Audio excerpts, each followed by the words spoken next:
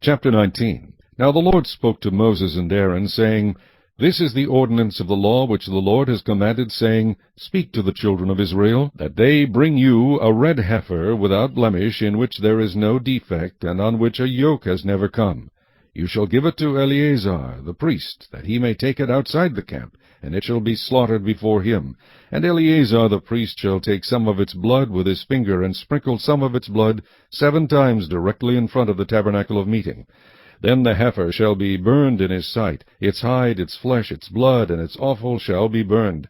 And the priest shall take cedar wood, and hyssop, and scarlet, and cast them into the midst of the fire, burning the heifer.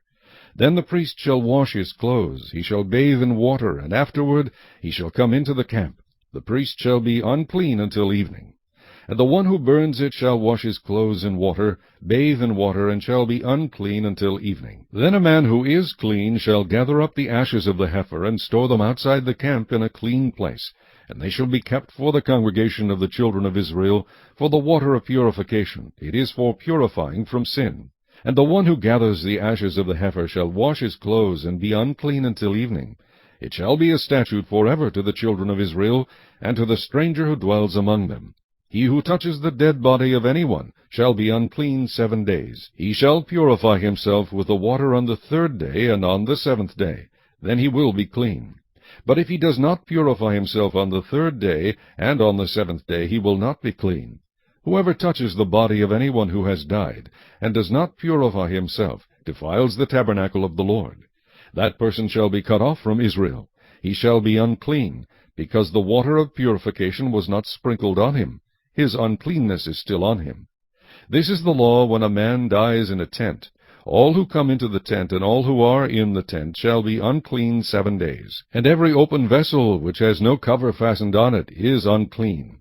Whoever in the open field touches one who is slain by a sword, or who has died, or a bone of a man, or a grave, shall be unclean 7 days. And for an unclean person they shall take some of the ashes of the heifer burnt for purification from sin, and running water shall be put on them in a vessel. A clean person shall take hyssop, and dip it in the water, sprinkle it on the tent, on all the vessels, on the persons who were there, or on the one who touched a bone, the slain, the dead, or a grave. The clean person shall sprinkle the unclean on the 3rd day, and on the 7th day. And on the 7th day he shall purify himself, wash his clothes, and bathe in water, and at evening he shall be clean.